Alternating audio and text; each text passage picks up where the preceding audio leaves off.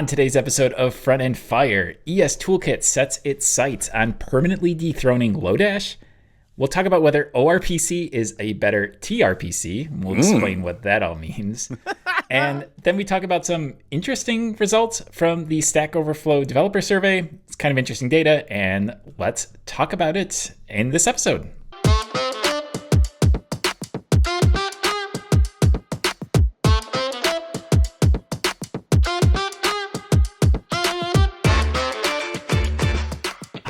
Welcome to Front End Fire, the weekly podcast that helps you stay up to date on the latest and the greatest in the front end world. I am your host today, TJ Van Tol. I have Paige Niedringhouse with me. Hey, everybody. And Jack Harrington. Hello. And let's dive right in. Yeah.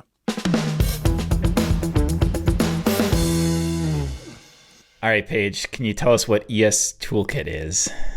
Yes. So Es-toolkit is basically a drop-in replacement for Lodash, but it is using all of the new web APIs, the JavaScript standards, and it's making waves again because it came out maybe a year ago and made a lot of news then, but it's making waves again because it is now proclaimed that it is 100% compatible with Lodash. So everything that Lodash could do, Es-toolkit can do, plus it is 97% smaller, it is 2 to 3 times faster, and it is state-of-the-art. So it is really, it even has on their website, which we've linked to, it has this list of all the things that Lodash does that Es-toolkit can do better, smarter, faster, smaller.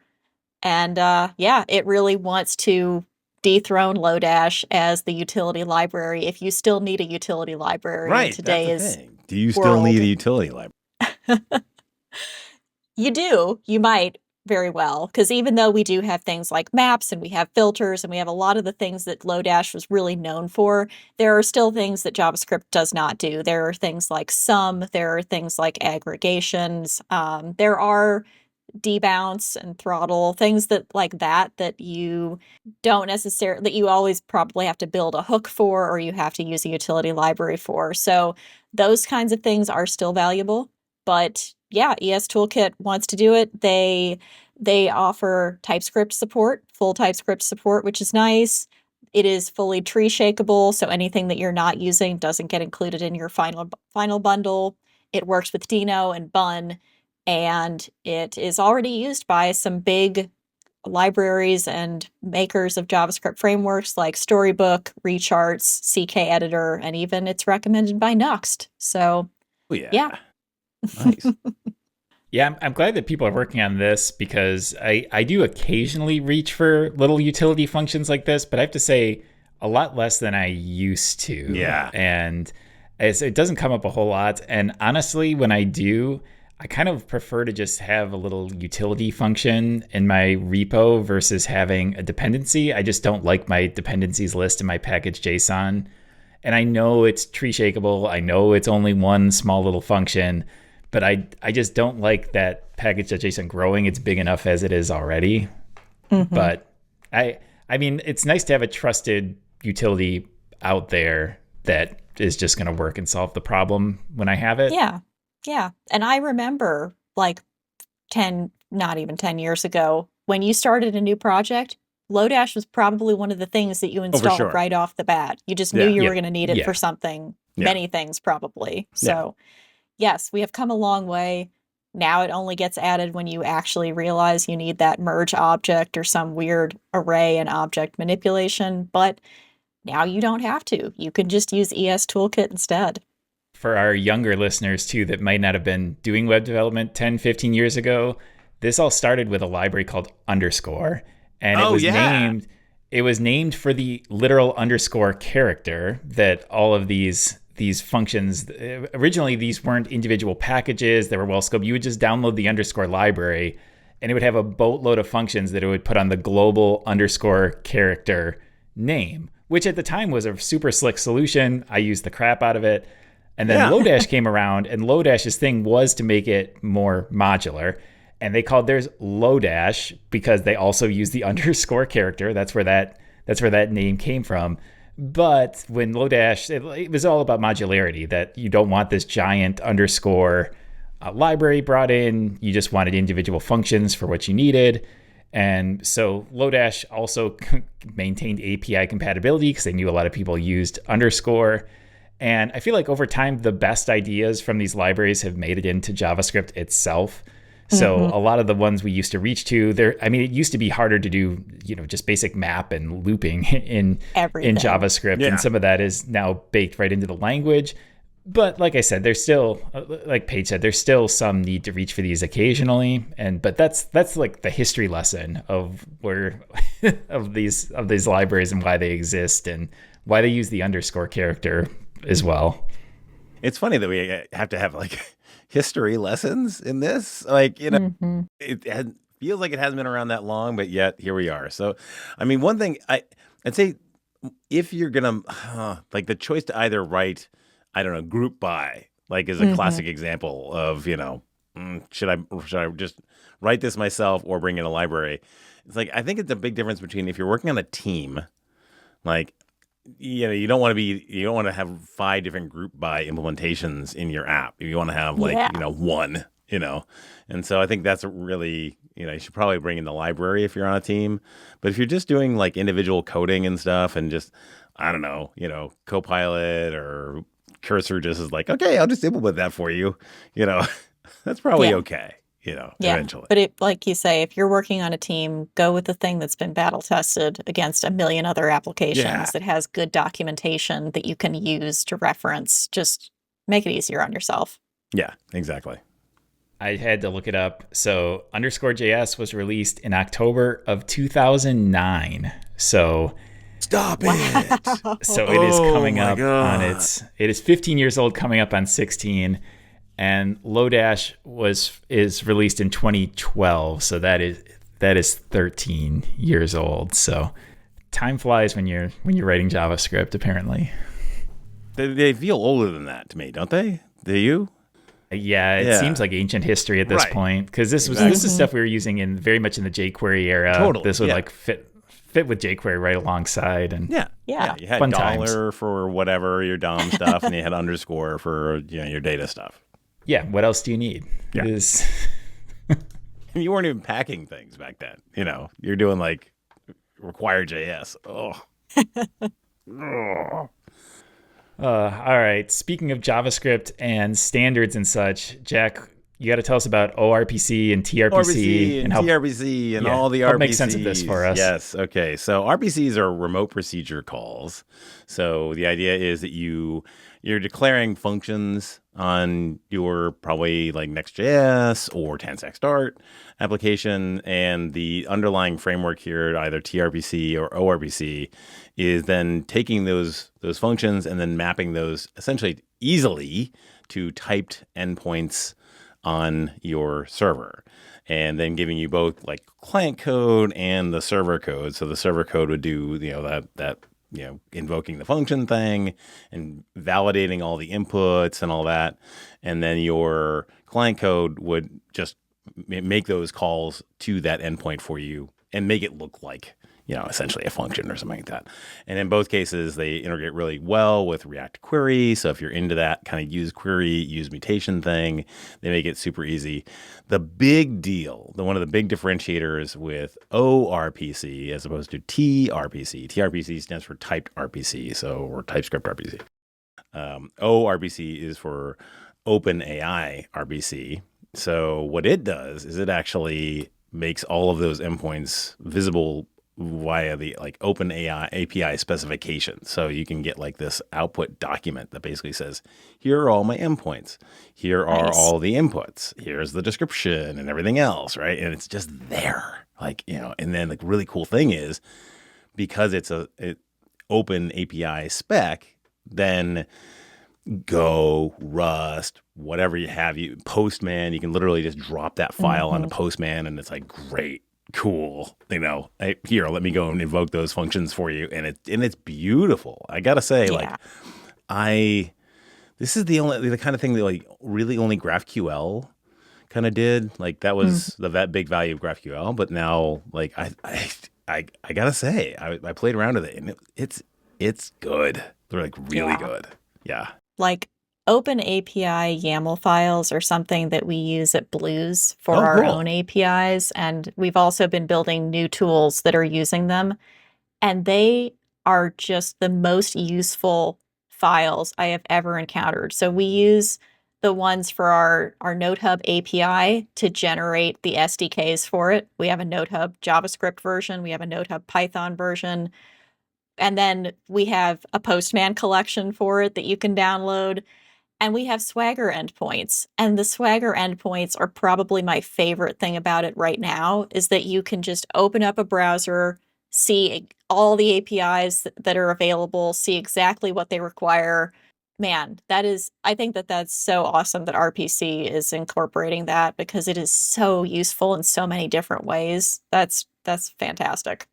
And because you have the spec behind it, just for people that haven't tried this out before, like when you open up your Postman collection, it knows about what are the valid things you can do in there. So it's not just like, it doesn't just show you a list of your endpoints. Let's say you open the get events endpoint. It knows, okay, well, to call this endpoint, these are the required things. And it points those out and gives you just a little spot. You could swap them in.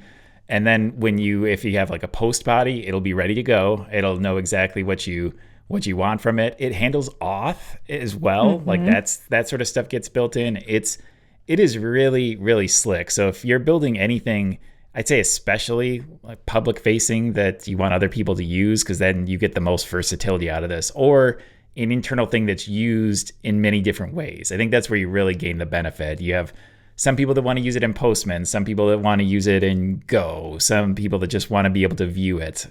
Anytime you're in those sorts of scenarios, Open API is kind of a slam dunk for that sort of thing. Yeah.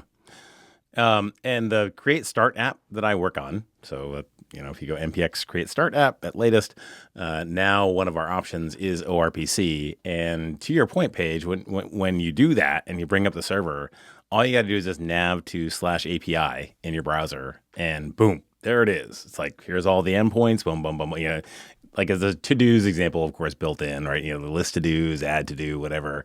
And you can invoke them right there in the browser. It is sweet. And all you got to do to like add new ones is just like, bang, copy and paste. There you go. There's an auth flow if you want to add that in. It's just really, really nice. Yeah. Yeah. And if you are a team that likes to do API first development, which I know plenty of companies do, this is great, because you don't have to build a UI to be able to interact with it, or you don't have to have a database GUI to get to your stuff. You can just have it as part of the Open API YAML and kind of test it all out before the UI does. Catch those bugs and fix those things. Exactly. Oh, so many good things coming out of this. And I gotta say, so I'm sure somebody is screaming like, but what about REST? All that sort of stuff. Okay, so the whole REST thing, just like, just to put it out there, like the whole REST thing is about like that hierarchical like URL of like, /users/ ID1/ orders or whatever, that sort of thing. /1 to create, and then you put, and then post, you do a put to update and get to get. Right. Exactly. That never worked. Like even like on the original spec, like people would try it out. Like it wasn't even a spec; it was an architectural guideline or something like that. It was like very vague, because not all of the servers supported all the different methods and stuff. You want to talk about internet history? This goes way back. Anyway, so when people think about REST, it's because the only reason it has worked is because people have added on this kind of like these RPC endpoints for like create a report, and you give it these parameters and it gives you back like, a bundled report of, a person's orders or whatever, right? That's not part of the REST spec and never has been. So any API that you're used to has probably been like a combination of REST and RPC endpoints. And those extra endpoints are like RPC endpoints. And so this is just formalizing those RPC endpoints, which is probably most of what you're using in the first place anyway. I think the one thing REST did right is it kind of standardized. I remember using APIs back in the day. It was the complete Wild West. You never knew what HTTP method you were using. And the bits of it got right is very much standardizing. You use a get at certain endpoints to like get things. You use post to create. You use put to update, delete to delete. And that part, I think, it had a very good impact. I think REST also, though, goes into, like you said, very specific conventions that I think most people nowadays are just pragmatic about. They don't strictly adhere to it. They kind of are inspired by REST, and then they kind of adapt it to what they need. And that's how most APIs today are built. And I think, that makes a lot of sense. Yeah. I mean, I think that the REST endpoints, the typical CRUD that we kind of think of, that's great for just getting your API up and running. But RPC style endpoints are really much better for UIs because they let you very succinctly put together the pieces of information that you need in the shape that you want for the UI instead of you having to do it on the client side. And it's specific to that, either that page or that component or what have you. But it's a much easier and much quicker way for you to kind of get the data you need in the shape that you want. Exactly. And they help you avoid that N+1 anti-pattern that the UIs hate of like getting you get the list of customers and then for each customer, you got to go make a call to go get the customer. You're like, that is never going to scale. We need one endpoint that makes one, make one call and I get back all the data I need, just like Paige said, exactly the way that the UI needs it. Yeah. And back in the day, no one cared about the UI. I remember often fighting for They still don't. Come on. We care a little bit more. That's why This we have pushes this is why you have like BFFs this. though now, because you get your back end developers who are over in some different building, right? And then you get your front end developers, and then back end developers are like, I'm not going to change my API. My API is perfect. And you're like, well, it doesn't work for the UI, and you can't. It's intractable. So you end up making like a BFF for the UI that then calls the back end API, does some caching or whatever to make it efficient. Mm-hmm. Yeah. Ugh. Big companies. Ugh. It's just those dumb back-end developers. If they would just see our ways. The error of their Everybody ways. should be a full stack developer. That's what I'm saying. All right. Next topic we wanted to talk about is the Stack Overflow Developer Survey. And this is a survey that has been running for 15 years. So speaking of time flying, Stack Overflow has been running this for a very long time. They get about 50,000 responses from 177 countries. And that's kind of the reason why I like talking about it on this show. I believe we covered this last year as well, because it's probably the biggest developer survey that goes beyond the front end world. Because we talk about the JS survey, the CSS survey, whatever, that are more pertinent to us. But it's interesting sometimes to go outside of our world and just see where the development world is at on certain topics. So I'll give you a bit of a lightning round of some of the interesting stats from it. So JavaScript is still the most used language, and it is growing. So it went from 62% in last year to 66% of usage this year. So a lot of JavaScript usage. 2/3. Wow. Yeah. Yeah. I wonder how many people, what percentage of those people are writing JavaScript against their will? That's the one thing about JavaScript is almost everybody, well, like back-end people that have to touch front-end code, that sort of thing. Yeah. The biggest riser of the year was Python. So it went from it's now over 50% of people are writing Python in some capacity, according to this survey, which is all that AI development. Very large number. Yeah. Okay. I can see it. They did ask about some front end stuff. So they asked about web frameworks, and React is doing quite well. Shocker. Amongst front end frameworks, React had 44.7%. Some other frameworks to talk about next has 20.8, Angular 18.2, and Vue 17.6. So decent numbers for those other frameworks as well. VS Code on the editor space is up even more. So VS Code is now used by 75.9% of software developers, which is somehow up from 73% last year, which is just an ungodly high number. That's crazy. Yeah. And they also break it down to Cursor and Windsurf, that stuff too, or are they in there? You can just add those on. I mean, basically they're VS Code with extensions. Yeah. So Cursor was at 17.9% and Windsurf at 4.9%. I think though, so the way they ask these questions, though, it's very much like a have you used it at all in the last year sort of thing. That's why some of these numbers are a little bit high. And it's kind of like one of my qualms. We're going to get into some of the weirdness of this survey here in a second, because there is some data that Paige was the one who originally flagged this, and we noticed some strange stuff going on here. But it's harder to take results when they just ask it in that way, when you really want to know, like, what is the main thing you do? Because it kind of inflates all of these numbers. Like, I don't think 75% of people are using VS Code and only VS Code. It's more like I use VS Code for some, and then maybe I'm also in Visual Studio or Eclipse or whatever else. Or I use Visual Studio Code like for this one little thing. Or it's a big mix. Yeah. Well, Vim was still on the list too. So speaking of weird data, the biggest tag, so when you create a Stack Overflow question, you can tag it with things like, this is a React question, or this is a Next question. The biggest tag, and this one is completely out of left field, I guarantee you no one listening to this is going to guess this. The biggest tag was Google Gemini. You know, that the thing we all have questions about on Stack Overflow. And that's just weird. The second biggest tag is LLM, which that one makes a little more sense, I guess, to be asking questions about. Sure, okay. And third was Tailwind. That one also makes sense. That's definitely something I could see asking questions about. Yeah. But who's asking questions about Google Gemini and Stack Overflow? That's just so weird. Yeah. I don't know. Like, is it Gemini messed this up? I need like help with my Gemini code? Is that the idea? Are people even using Gemini for it to screw up for them, though? Like, I don't hear anybody talking about it. Is Gemini asking its own questions out there? Like, trying to juice the stats? That's what I wonder. Is this just like spam that they're not really properly taking out, or it's just very, very weird. Yeah, it is weird.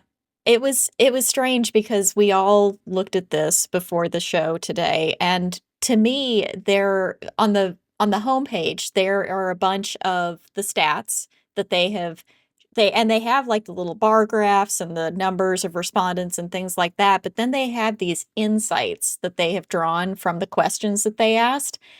And it seems like they had an LLM do the majority of them because the insights don't match what is actually being shown in the data. So one of the big ones that, and I get it, it's a Stack Overflow survey, so they're trying to make themselves sound good. But one of the statements was that Stack Overflow is becoming a new resource for devs that need to solve AI-related issues. 43% of respondents for that one said that they rarely or almost never visit Stack Overflow anymore. So I'm not sure how they are determining that it's becoming an AI and LLM related, problem solver.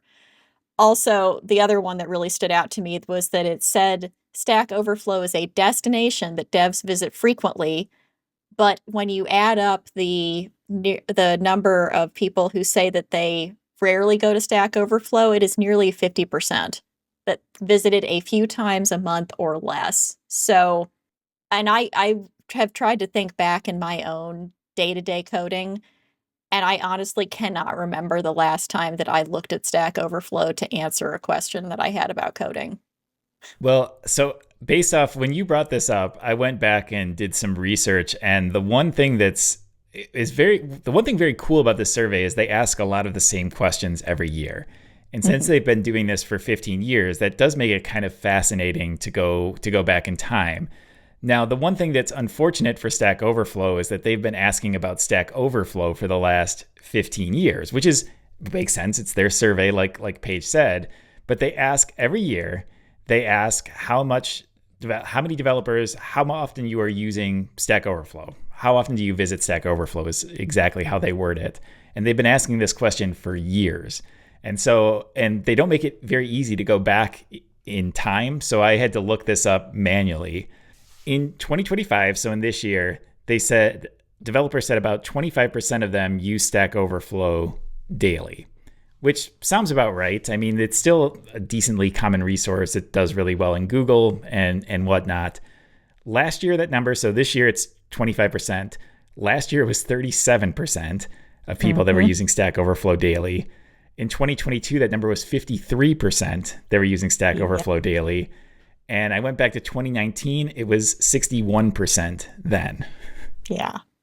And yeah, it's sad to an extent, because it is a resource. I was definitely amongst the daily users up until 2 or 3 years ago, for sure.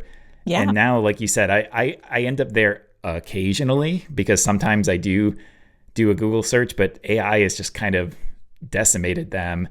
And my guess is the low quality overviews and such you're seeing is that there's just less effort being put in. I mean, I certainly wouldn't want to be involved in Stack Overflow from a business perspective at this point, which is sad, but I don't know any other way to put it.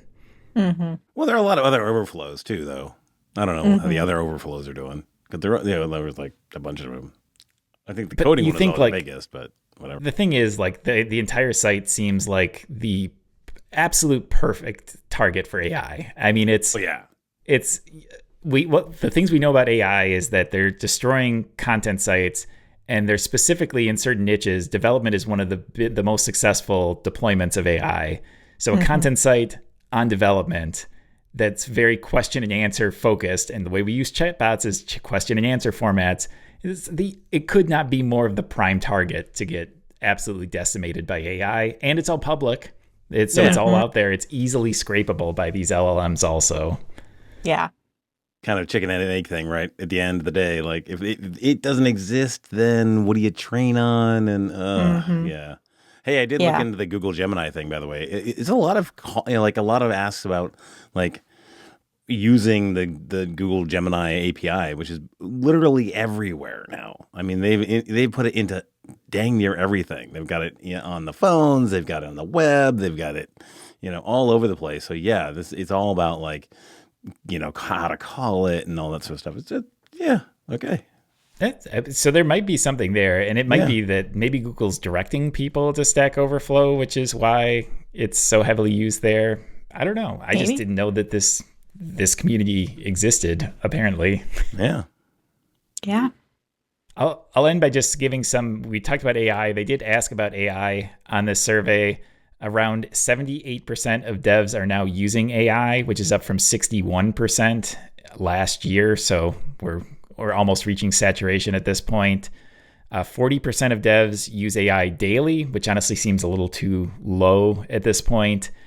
AI's favorability, interestingly, went down, though. So about 70% of people were favorable on AI last year, and that's down to about 60% today.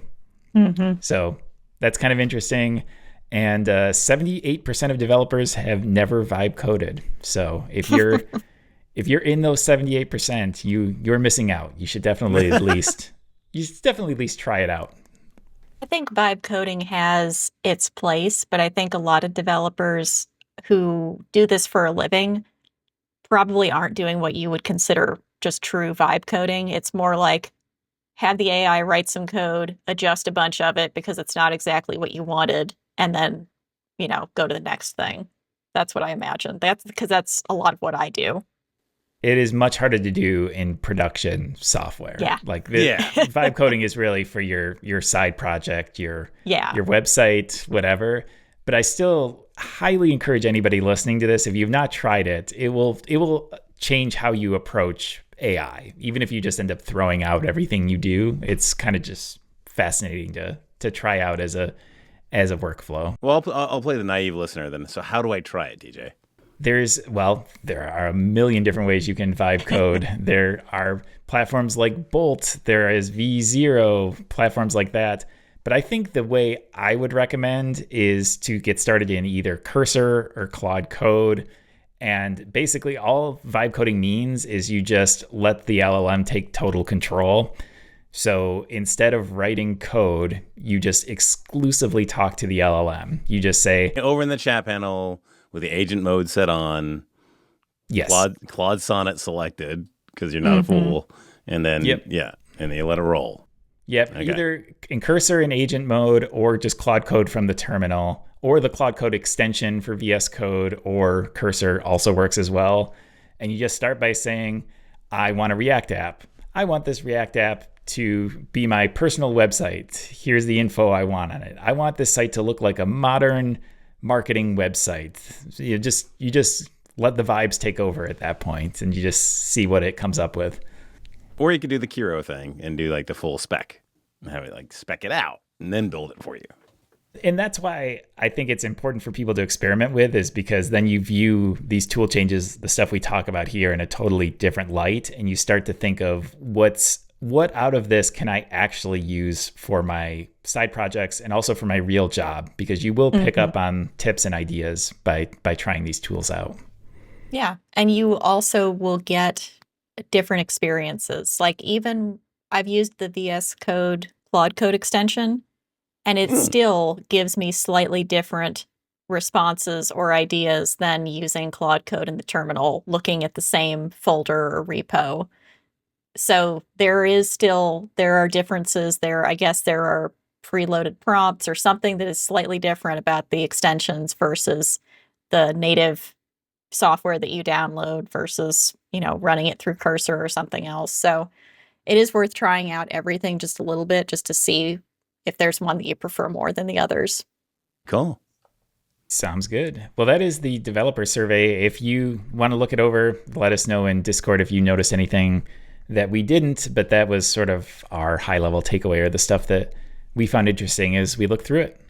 And I think for that, we have some lightning news. Woohoo! Yes.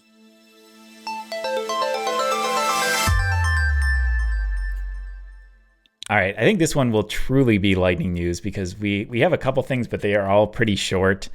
The first on the list is that the Bolt hackathon that we've talked about a few times on the show, the $1 million hackathon that Bolt held, came to an end. They put out a website with their winners, so it's bolt.new/winners. And this is a vibe coding hackathon, so it feeds right off of our conversation on vibe coding. And you can check out the winners. The top two I thought I just mentioned real quick, just because I thought they were fascinating ideas. The first one was an AI-powered video editor.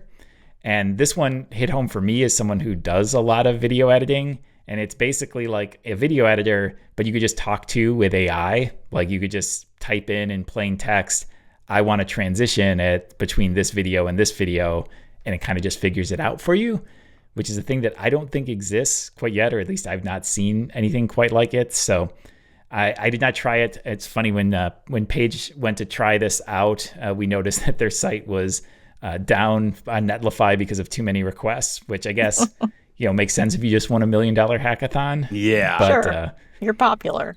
But it was a really cool idea. And then the second place was a weight coach, which says it's an AI that understands your kitchen as well as you do. Scan your groceries with your camera, plan meals with your voice, and cook with confidence, all powered by intelligence that learns how you eat. So it's basically, you just take pictures around your kitchen, it learns what you got, it plans out meals and such, which is, that's pretty cool. It's a cool idea. I've not tried their app. Their marketing website that presumably they vibe coded entirely looks pretty good though.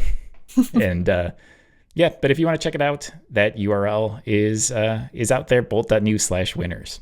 Nice. So do we know how all the prize money and stuff got divvied up? Do you have any ideas about who got what, or how many winners there are? I have not seen details on exactly how they divvied this up. But there's a lot on here. Like, there's regional winners, there's bonus award winners, there's one-shot winners, there's sponsored winners. So they list a lot of stuff on here. They don't put dollar figures on this, though. So everybody's a winner. Totally sure. Yeah. What other lightning news do we have? Microsoft has gotten into the AI browser game now with Edge. We knew it was coming. So yeah, I mean, we knew it was coming. So it is still experimental, and you can opt in by default. So it is not turned on for everybody. You have to go and turn it on. But they say it can do the variety of tasks that we have come to expect: booking appointments, making shopping lists, drafting content. It's all anybody ever does on the web. I know. It's all. But the bigger question that this article pointed out was, yes, tech-focused people probably think that this is great and want to adopt it, but do normie people want to adopt it? Or Good question. Are they just going to think that chatting back and forth with an AI to do this is probably less efficient than them going to the website and doing it themselves? And I think I kind of agree that maybe they don't care. Yeah. The only one of these, because this certainly looks like just yet another AI bolted on sidebar, at least from everything I've seen. And that's why the only one of these I've seen that makes some sense to me is Dia, just because Dia makes it clear why they have the AI, that you can reference different tabs and the way it works, that it has somewhat of a compelling narrative around this. For these bolted on sidebars, I don't get why I would use the sidebar versus just going to ChatGPT. It just doesn't make much sense to me. Free? Well, I mean, ChatGPT is a generous free tier. Yeah, that's true. That's true. Yeah. Yeah, I think that actually, I think, is a very good question that they're going to have to struggle with over the next coming future, is getting people to actually care who have never before interacted with chatbots. You know, like, think about your parents' generation. My mom actually went to a class recently to learn about like AI and LLMs, good for her. but she has never once opened up ChatGPT or probably interacted with anything beyond maybe a chatbot that she didn't know was probably LLM powered on some website. And she's gotten along just fine without it for her entire life. So yeah, that's for sure. I don't know. Well, maybe the bolted on sidebar and Edge is what's gonna push her over. She'll see that, she'll take off. I don't know. Maybe. This is what I've been looking for all these years. Yeah, Right. exactly. Yeah. Maybe. I don't know. I still think like the agentic stuff of like, okay, we've got 3 different families and we want to do a Hawaiian vacation, you know, That is, let's get this going, and having the AI like, you know, ping Grandma Millie and blah, blah, blah, blah, blah, and all that, and do all the coordination. Like that to me is like, that's going to be the thing. Like people are going to be, oh yeah, okay. Because it enables folks to do stuff that they just be like, oh no.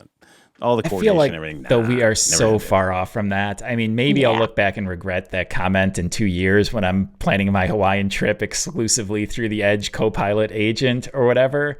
But today, I would not trust an agent to log into a website and check a checkbox for me. I just would not trust it in any way, shape, or form. I'm much gaining less some trust coordinate schedules. Yeah, like the actual chatting aspect of these agents, like that part, I've kind of learned to use it and know when to trust it, when to be skeptical, that sort of thing. But something that actually takes action for me, especially actions that involve like payments or a login, it's still like a hard no from me. But we'll see. Yeah, I know. And they're not far off in terms of, but they did a study just recently I saw, like the number of steps that an agent has to take, like it 1 or 2 or 3, then that's generally okay. But it drops off rapidly in terms of like its accuracy. After like 4 or 5 or 6 steps, it's down to like just 30% accuracy. It's just it's hard fall off, and that's on like the really good LLMs. Yeah. I guess we shall see. Yeah. The last lightning news item, this is just a quick mention, the State of HTML survey, which is a survey, it's run by the same State of JS, State of CSS group, I think Devographics, or I can't remember the exact name, but the same group of people that run these surveys. The HTML one, I went through it this morning. It's pretty straightforward. It asks you about different HTML and DOM specs. I always like going through these because I always learn a few things that are new every time I do it. It takes maybe 10 minutes to go through it. So if you're interested, that link is in the description as well. But I think it's time to discuss what's making us happy. Woohoo! Yeah.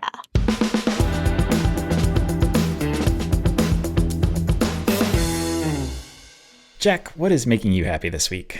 Gridfinity is making me happy this week. Gridfinity? Tell us more. Gridfinity. Yeah, so I recently got a new 3D printer. It's a lot better than my old kind of toy 3D printer. This is like much bigger surface area, and it's got cameras on it and all that kind of fun stuff, and multiple filaments and the whole deal. And so I am now printing much bigger stuff than I had before, which is really cool. And as it turns out, there are a bunch of different standards. One's called Open Grid. There's Gridfinity. There's a couple of different things. Basically, the idea is you build these, you print these kind of like grid templates, and then you can design parts and pieces to fit into those grids. So if you're doing something like, say, organizing your kitchen drawers, so you have like, whisks and, like all that sort of stuff all set up and all nicely, positioned.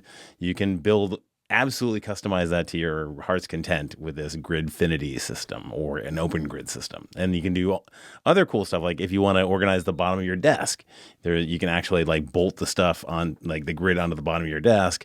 And then they've got like cable tracks and things like that fit into it. And so, yeah, it's really, if you're into like if the Container Store was ever something you were like, ooh, let's go to the Container Store. I mean, this is like, wow, okay, I see the value in this. This is kind of neat, actually. So how big can your current printer go? Like, what's the biggest thing you can print? 350 millimeter cubed. So 350 by 350 by 350 on the top. Nice. Yeah. So what Gridfinity stuff have you printed and organized so far? So just doing the kitchen currently, cool. Getting into it and seeing, and then I'll think about maybe the garage, but maybe do I try something like a different standard there to kind of get a feel for it. Also the under desk thing that I thought I'd done pretty well. I'd actually done my under the desk, but I'd manually kind of like designed everything myself. Mm-hmm. Turns out, no, I didn't have to do any of that. They had it. The whole community has like, just tons and tons and tons and tons of stuff. It's like, oh, you want to, a thing so you can hold your iPad or whatever. No problem. Got it. Cool. All that. Yeah. Pretty cool. So where do you go to find these different designs? Is there a central hub you can search through? There's a Gridfinity generator. I'll put that in Discord, and we can drop that in the show notes and all that. And then after that, you're really just looking around for any 3D models that are on like Gridfinity or Open Grid or whatever it is, whichever standard you choose. Of course, there's multiple standards. Of course there are, but yeah. So whatever. It's just cool. Yeah, it's neat. Awesome. Paige, what is making you happy this week? The Monopoly Deal card game is making me happy this week. Ooh. And this kind of stems off of what TJ was saying last week, which is that we went to travel for a work event all together in Boston. And so in the evenings, after everybody was done with whatever we were doing for the day and we had some downtime, the cards came out and we were playing hearts, we were playing spades, we were teaching each other new card games. And I brought Monopoly Deal, which is the card version of Monopoly. It is much faster. It is much easier, I think, to learn. And it was as fun as I remembered because I used to play it pretty regularly with some friends before COVID and everybody started working remote at work. And it was a good time. It's if you like things like gin rummy and that kind of thing, this is definitely another one. And it's cool because it's got the Monopoly pieces that you recognize, the railroads and houses and electric stations and stuff like that. And then just recently, earlier this week, my coworker who played with us sent me a picture and he bought his own deck and has been playing it recently. So it's spreading. Nice. Yeah, I mean, the games, we played 2 or 3 games, and I think they were maybe 15, 20 minutes, something like that, which is a good length for a casual card game. And the rules are basically you make 3 monopolies, like 3 sets, and you win. So the rules, there's a bit more to it. There's a little bit of complexity, but it was pretty easy to learn. Like within 5 minutes of playing, you kind of had the general gist of it. Nice. Yeah, and it's kind of fun because they still have action cards, so you can steal other people's sets of houses or properties. You can, pick extra cards. You can say no and stop them from stealing your stuff. It's fun in that regard too. Yeah, I've seen people playing this at airports, and I was like, "Oh yeah, that looks good." I just never, yeah. And by the time I get home, I'm like, "Oh, okay, forgot about it." All right. Well, what's making me happy this week is the New York Times Games app. So the game apps from New York Times that's where they put Wordle and Connections and their mini crossword puzzle and Spelling Bee. And why I wanted to pick it this week is they added a new feature where you can have a friends list within the game, and then you can see how your friends did on all of these games. And it kind of builds away, because I think for like Wordle and Connections and stuff, part of why that got so popular is you play the game and then you text your friend, your partner, your whoever, your family, how you did. And this is kind of a sort of built-in way of doing that, or at the very least, you have this leaderboard you can view in the app and see how your friends did for each of the games for a given day. And so for me, that's just been my family, my wife, my 2 kids. We have it and we play, and then it gives us just a little bragging rights. I usually brag if I win, because I don't usually win. My wife usually destroys. She usually just wins everything. So basically the game becomes, if anybody beats her, then of course we have to, make a big deal of the fact that we beat her. So, but we've had fun with it. It's pretty well implemented too. It's not all that much, but you don't really need much. You just need a quick leaderboard and seeing how you did. Nice. Yeah. I think it's so cool that it's like people that you know too. It's not just everybody in the world that you're competing against. It's your immediate friends. Yep. Yeah, exactly. Because it's, you can cheat at these games. So I mean, it breaks down into that. Somebody does really good at Spelling Bee, and you're like, is this genuine? Did you? Yeah. But fun times. Very so cool. if you like the games at all, and you can play most of them for free too. Wordle and Connections you can play for free. They gate you on the Spelling Bee of all things, and then you have to pay whatever their membership is. I guess that's how they try to make money off of this. But if you're just playing it for like Wordle and Connections, you can do that totally for free. Nice. Yeah, my wife's been playing this stuff for years, and with her sister, trading these results every day. They get the thing. So it'll be interesting to see if they've picked up on this friends thing. Yeah. And I think that is our episode. So just to end, I'll thank, as always, our sponsor, the Blue Collar Coder. You can check out the Blue Collar Coder on YouTube. We also hang out in a Discord channel that you can find a link to in our show notes, as well as all our socials as well. And I think that is our episode. So we will see you all next week. See you then. See ya.